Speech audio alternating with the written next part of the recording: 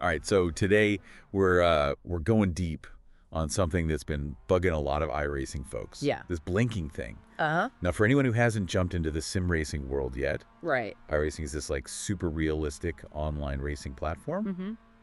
but it's been plagued by this issue where cars just kind of Yeah. vanish and reappear all over the place. You got it. Super frustrating. Right. So like imagine Oh, absolutely. you're right there About to win. and then bam, someone's glitching car takes you out. It's like they're driving a ghost car already. Yeah. It's a major buzzkill, and it's not really fair competition. Nope, not at all. So iRacing's come up with this whole new system to combat it, Mm-hmm. and that's what we're going to unpack today. All right, let's do it. We're diving deep into how this thing actually works, Okay. and what it means for the future of iRacing and maybe even other online games. Interesting. So let's paint a picture here for our listeners. Sure. You're in the final lap. It's pounding. Totally. Neck and neck with your rival. Yeah. You see the finish line. Oh. Victory is so close you can taste it. I know the feeling. And then poof, God, your opponent's car just blinks out of existence happens all the time. for a split second. Yep. And then reappears right in your path. Mm. Collision unavoidable. Race over. Brutal. And it's all thanks to a dodgy internet connection. Yeah. That's what we're talking about here. That's the blinking problem. So tell me, have you ever been on the receiving end of that? Oh, many times. Oh, man. It's infuriating. I bet. So this new system, how does it actually stop this from happening? So it's constantly monitoring Okay. every single player's connection. Like a hawk. Yeah, like a hawk watching for any little hiccup. So it can predict when a car's about to blink. Well, it's looking for something called data packet loss. Ooh, technical. Yeah, so basically information from the player's game isn't reaching the server smoothly. Oh. And when it detects that, gotcha. That's when it kicks in. Interesting. And what does it do? It's got two main moves. Okay. First, it can send the glitchy player. Glitchy player, I like that. Yeah, so it can send them straight to the pit lane. Timeout? Exactly. Gives them a chance to figure out their connection. Makes sense. Or option 2, Hit me. ghost car mode. Ooh, spooky. Now, what is that? Okay, so imagine Okay. you're still racing, you're still in the game, Yeah. but your car becomes intangible. Wait, so you're like a phantom racer. Exactly. You can't collide with anyone else. So no more taking out other drivers. Nope, and you're not impacting the race standings either.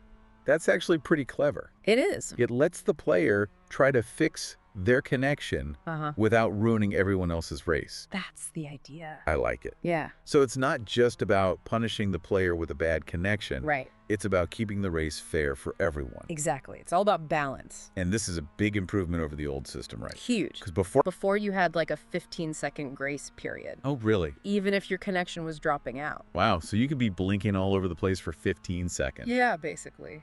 Yikes. This new system is way more decisive. Much quicker. No messing around. Nope. Straight to the pit lane or ghost town. Ghost town. Yeah. Love it. Uh-huh. So iRacing's really putting their foot down here. They're serious about this. They're saying a smooth, fair, predictable race is what matters most. That's the message. They're prioritizing the whole community over the individual player. Yep. The bigger picture. Now here's a thought. Okay. Won't this change how people approach racing? Interesting question. Like knowing that a bad connection could mean ghost car mode. Right. Will people be more cautious? Maybe they'll invest in better internet. Yeah. Or only race when their connection's top-notch. It adds a whole new layer of strategy. Totally. You got to think about your connection as part of your race plan now. Absolutely. Okay, but the big question, Shoot. will it actually work? That's what everyone wants to know. Are there any loopholes? Well, Any ways for clever racers to get around it? it's too early to say for sure. Mhm. Early reports seem promising, Okay. but any new system's going to have its kinks. That's true. We'll have to see how it plays out long term. So what are your thoughts on this whole thing? I think it's a fascinating development. Mm-hmm. It's iRacing taking a stand Yeah. and trying to solve a problem that's been plaguing online gaming for years. And it's not just about racing, right? Right? Think about other competitive online games. Oh, yeah. Shooters. Strategy games. All sorts. Lag and disconnections ruin the experience in those two. Exactly. So could you see this kind of system this anti-blinking idea Yeah, being applied elsewhere, potentially. it's a whole new way of thinking about online gaming. It really is. It's not just about the individual anymore. No, It's about the whole community. the whole experience. Food for thought. Right. Definitely something to watch. You know we got to talk about it, right? Oh, yeah. It's the talk of the town. They dropped this, like, cryptic little hint about a new Ferrari coming to the sim. And man, the community is buzzing, trying to figure out which one it'll be. Everyone's got their own theories. It's like a detective novel. For those who haven't experienced it, iRacing is not your typical racing game. It's crazy realistic. Like, you can actually feel the difference between a Ferrari and, say, a Porsche. Yeah, it's a full-on sim. You need a proper racing rig to even get started.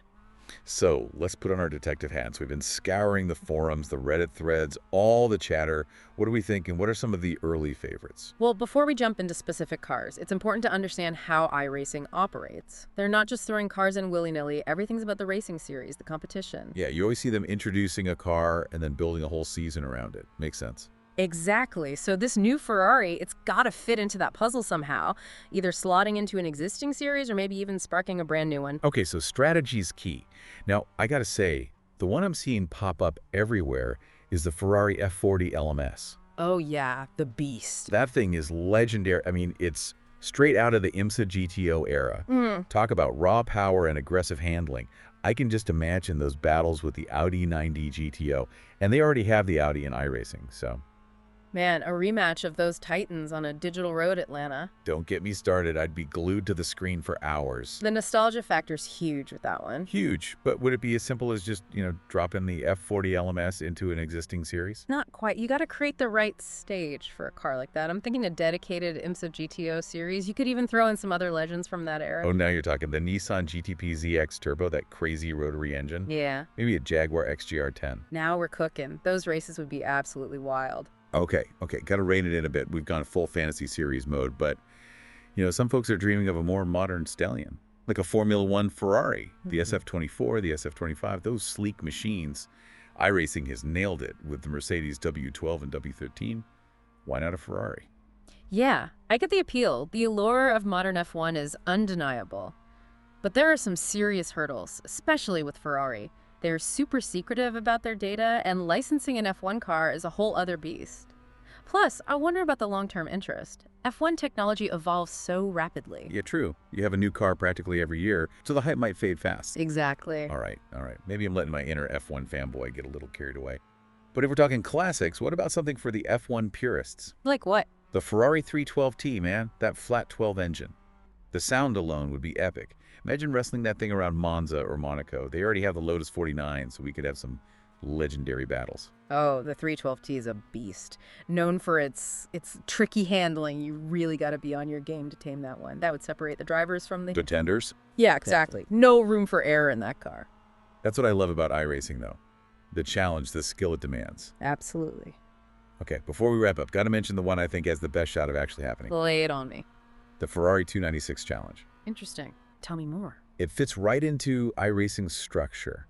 It's a step up from the 296 GT3, which they already have. Right, so it slots into that existing ladder. Exactly. And it's a raw, powerful car. Maybe a bit heavier than the GT3, but with even more bite. I could see it becoming a staple in their GT3 series, maybe even its own dedicated challenge. Yeah, the 296 challenge makes a ton of sense. It's not some super niche model. It's a core part of Ferrari's motorsport program. So it's got the potential to be a regular fixture in iRacing's official series, which is something you got to consider. Okay, so let's recap our contenders. We got the beastly F40 LMS, the high-tech SF2425, the iconic 312T, and the powerful 296 Challenge. All worthy contenders, but only one can take the crown. Which Ferrari gets you most fired up? And here's a challenge for you all.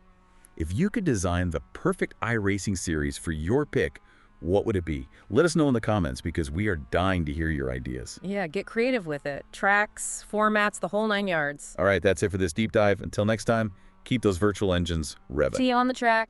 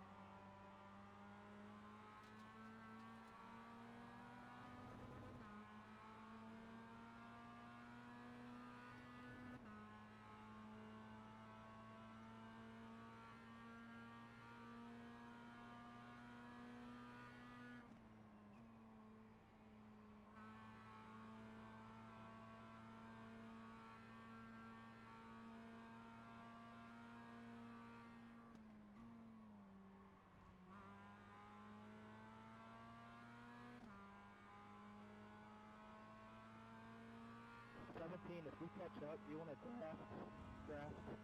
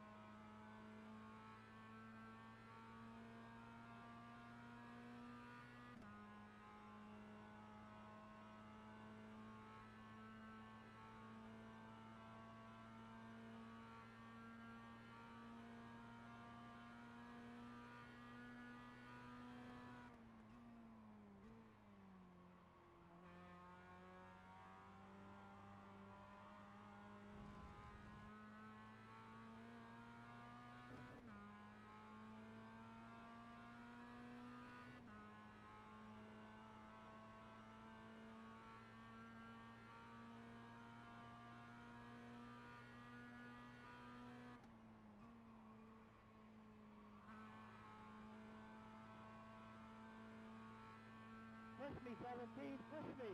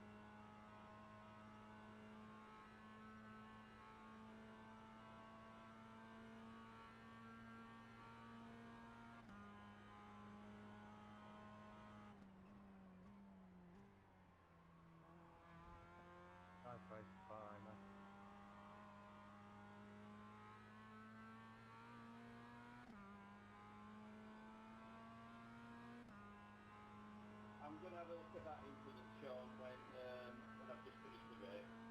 I'll have a look. Nice special party.